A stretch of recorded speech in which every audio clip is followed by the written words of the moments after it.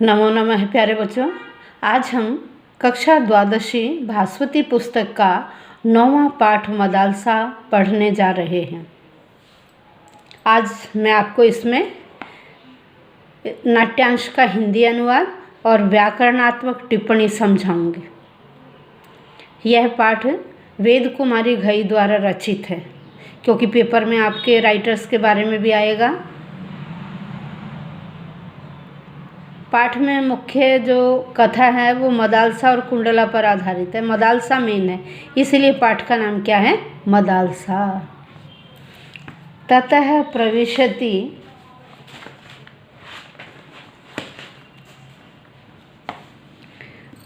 प्रविशति प्रकृति सौंदर्यम अवलोकयन महाराजस्य शत्रुजितः पुत्रः ऋतध्वजः। ततः फिर प्रविशति प्रवेश करता है, प्रकृति सौंदर्यम प्रकृति के सौंदर्य को अवलोकयन देखते हुए महाराजस्य महाराज का शत्रुजित है शत्रुजित महाराज शत्रुजित का पुत्र है पुत्र ऋतध्वज है ऋतध्वज। यहाँ राजा का नाम क्या है? महाराजस्य नाम किम? शत्रुजित है। और महाराजस्य पुत्र नाम किम? ऋतध्वज है। फिर प्रकृति के सौंदर्य को देखते हुए महाराज शत्रुजित का पुत्र ऋतध्वज प्रवेश करता है। अब ऋतध्वज का डायलॉग आ गया। अहो शोभनम गंधर्व राज विश्वावसो राजोद्यानम। अहो अरे, शोभनम बहुत सुंदर है। गंधर्व राज विश्वावसो, गंधर्व राज विश्वावसु का राजा उद्यानम, राज उद्यान भी राजाओं का जो बगीचा वो तो अति सुंदर होगा, इसीलिए कहा उन्होंने कि अरे गंधर्व राज विश्वावसु का राज बगीचा बड़ा सुंदर है। आम्र मंजरीणाम पराम शोभाम दृष्टवा कोकिलानां च मधुर वचांसी श्रुत्वा कस्य यूनो हृदय सहसा उत्कंठितम न भविष्यति। आम्र मंजरी नाम, आपको पता होगा आम के पेड़ पर जब बौर लग जाता, कौर लग जाता, तो उस समय कोयल उसके ऊपर बैठकर पंचम स्वर में कूकती है। तो कोयल की आवाज़ बड़ी मीठी होती है, बड़ी सुरीली होती है। तो यही इस लाइन में कहा कि सुरीली आवाज़ को सुनकर किस युवक का हृदय व्याकुल नहीं होगा। आम्र मंजरी नाम, आम के पेड़ों की पराम शोभाम, परम सुंदरता को दृष्टवा देखकर, आम के मंजरी नाम, आम के कौर, जो आम के ऊपर कौर आता ना, आम के उस कौर की परम सुंदरता को देखकर, कोकिला नाम कोयलों के मधुर वचांसी श्रुत्वा, मधुर वचनों को श्रुत्वा सुनकर, कस्य किस यौन है युवक का, किस युवक का हृदय सहसा अचानक उत्कंठितम व्याकुल न भविष्यति नहीं होगा। कि आम्र के बौर की परम सुंदरता को देखकर, कोयलों की मीठी आवाज़ को सुनकर किस युवक का हृदय व्याकुल नहीं होगा। वाम पार्श्वे रमणी नाम आलाप इव श्रूयते। अब ऋतध्वज अपने मित्र को क्या कह रहे हैं? वाम बाईं और, पार्श्वे पास में, बाईं और पास में ही रमणी नाम आलाप, रमणियों की आवाज़, रमणियों की वार्तालाप इव जैसी श्रूयते सुनाई दे रही है। कह रहे बाईं और पास में ही रमणियों की वार्तालाप के समान सुनाई दे रहा है। अत्रैव स्थित्वा श्रोष्यामि, अत्रैव यहीं पर, स्थित्वा रुककर, यहीं पर ठहरकर, श्रोष्यामि मैं सुनूंगा, यहीं पर रुककर मैं सुनूंगा। अब देखो कुंडला क्या कहती? सखी मदाल से, हे सखी मदालसा, त्वं तु केवलं विद्या अध्ययने एव रता कियन्तं कालं यावत् ब्रह्मचर्यं व्रतं धारयिष्यसि। कह रही तुम तो केवल विद्या अध्ययने, पढ़ाई करने में, एव रता लगी हुई, विद्या अध्ययन करने में लगी हुई, कियंतम कालम कितने समय तक, कियंतम कितने, कालम समय तक, कालम यावत समय तक, ब्रह्मचर्य व्रत धारयिष्यसि धारण करोगी।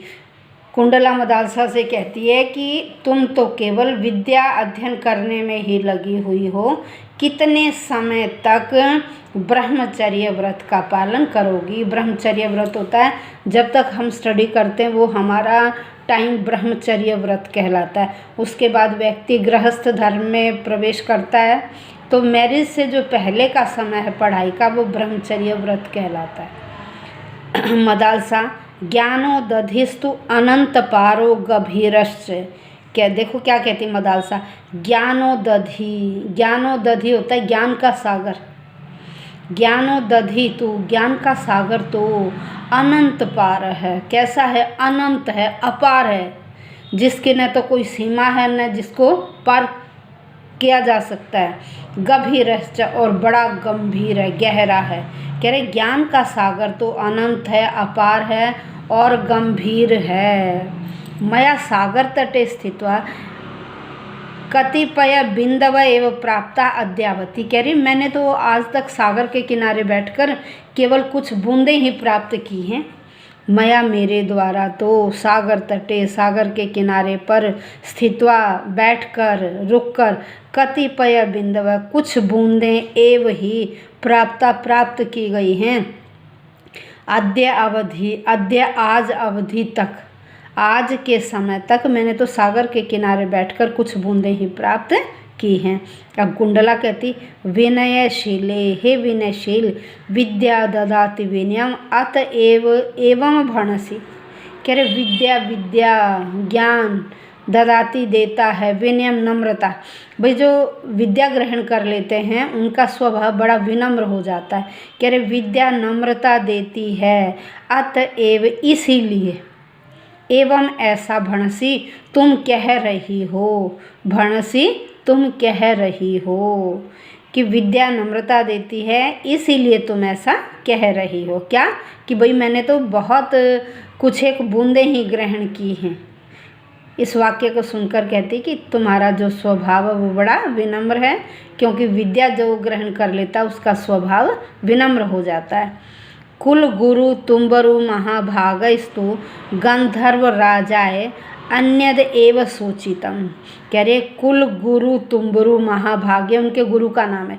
कह रहे कुल गुरु तुम्बरु महाभाग के द्वारा गंधर्व राजाए, गंधर्व राज के लिए अन्यत एव दूसरे ही कोई बात सूचित की गई है।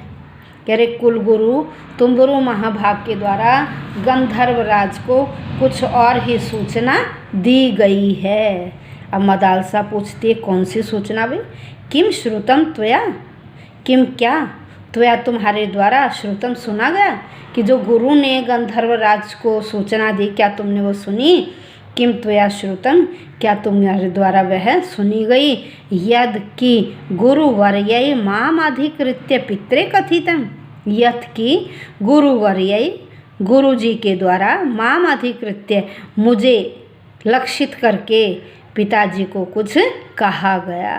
कह रहे क्या तुम्हारे द्वारा सुना गया कि गुरुजी ने मुझे लक्षित करके पिता को कहा? कुंडला अथ किम, और क्या? कहते हाँ, अथ किम और क्या? राजकुमारी मदालसा सर्व विद्या निष्णाता जाता परम तया स्वयं वरः न प्राप्त है, अतः तस्य योग्य वरस्य अन्वेषणम कार्यम इत्यासीद गुरु पादानाम मतम। अब देखो क्या कहा गुरुजी ने पिता को, राजकुमारी मदालसा सर्व विद्या निष्णाता, सभी विद्याओं में निपुण जाता हो गई है। राजकुमारी मदालसा सभी विद्याओं में निपुण हो गई है, परम लेकिन तया उसके द्वारा स्वयं वर है, अपने आप कोई वर न प्राप्त, नहीं ढूंढा गया, उसने अपना कोई वर नहीं ढूंढा है। अतः इसीलिए तस्य उसके लिए योग्य वर से, योग्य वर को अन्वेषणम कार्यम, योग्य वर की खोज का कार्यम इति किया जाना चाहिए। इतिहासीद ऐसा कहा गुरुपादानाम मदम, यह गुरु जी का मत था।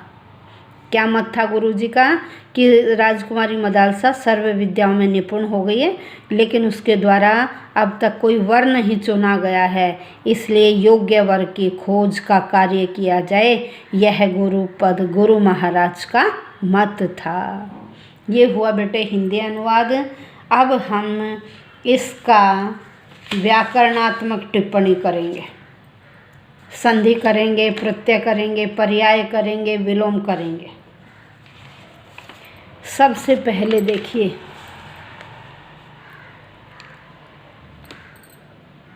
राजोद्यानम, राजोद्यानम, राजा जमा उद्यानम,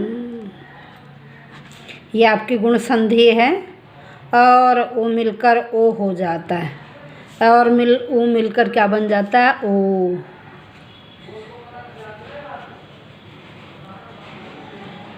अत्रैव, अत्रैव का अत्र जमा एव, ये देखिए अ और ए मिलकर आई बनता, वृद्धि संधि, ये आपकी वृद्धि संधि है, अ और ए मिलकर बनता है आई। अत्र जमा एव।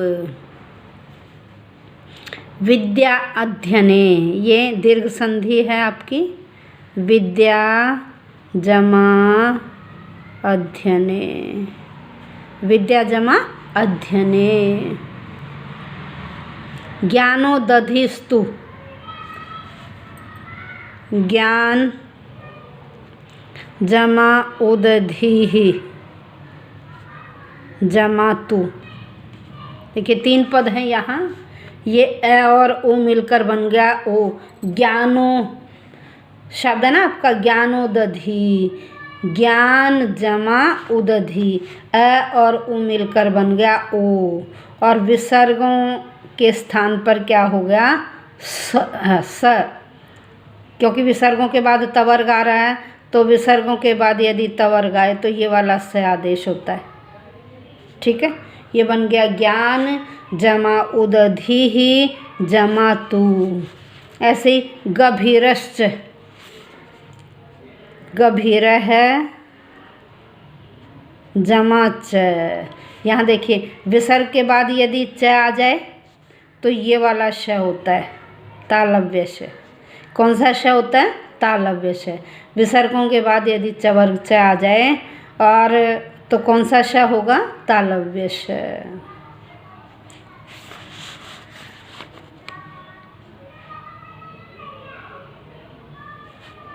अद्यावधि, अद्यावधि, अद्य जमा अवधि, ये आपकी दीर्घ संधि है। विद्या अध्ययन था ना जैसे वैसे ही।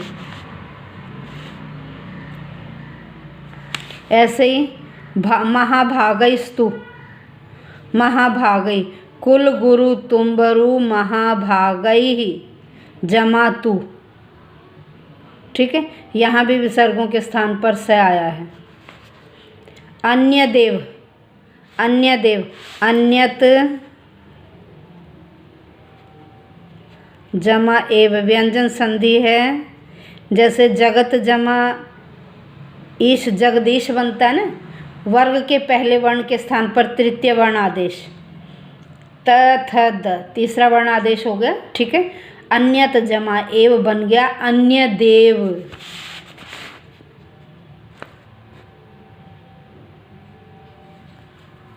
इत्यासीद, इत्यासीद, इति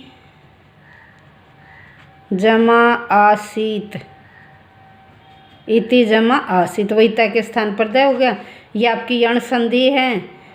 ई के बाद असमान स्वर आने पर ई के स्थान पर यह आदेश, इति जमा आसीत, इत्यासीत। ठीक है, अब हम चलते हैं यहाँ प्रत्ययों पर। प्रत्ययों में देखिए दूसरी लाइन में है श्रुतवा, दृष्टवा, दृष्टवा में दृश जमा कत्वा, दृश्य धातु है कत्वा प्रत्यय। ऐसे ही श्रुतवा में श्रु धातु है कत्वा प्रत्यय। स्थित्वा, कत्वा प्रत्यय बहुत है इसमें। स्थित्वा स्था धातु जमा कत्वा प्रत्यय।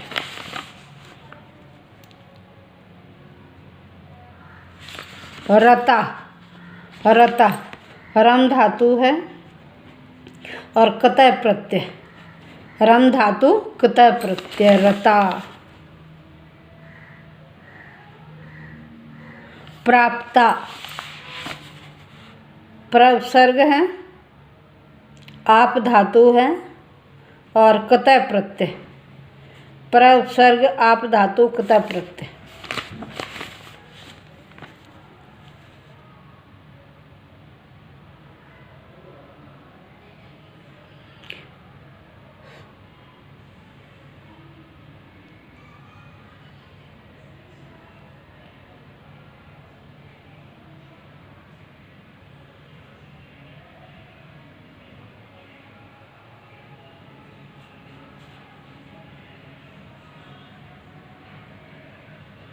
अब यहाँ पर्याय में समुद्र का पर्याय पूछ लिया जाए तो यहाँ है सागर।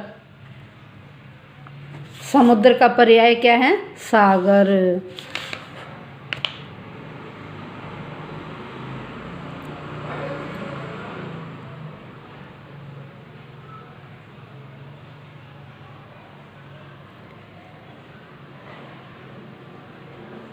अच्छा, एक और भी प्रत्यय के निष्णा, जाता, जाता, जाता में क्या जन धातु है और कतय प्रत्यय, जन धातु कतय प्रत्यय जाता, जन धातु कतय प्रत्यय जाता।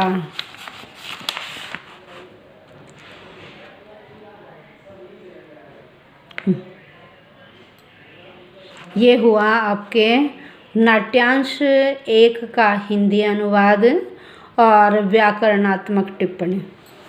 बेटे, जिन बच्चों ने चैनल सब्सक्राइब नहीं किया हो वो चैनल सब्सक्राइब अवश्य करें, शेयर करें, लाइक करें। प्रतिदिन आपके लिए वीडियो भेजी जा रही हैं। वीडियो का ज़्यादा से ज़्यादा फ़ायदा उठाइए। धन्यवाद।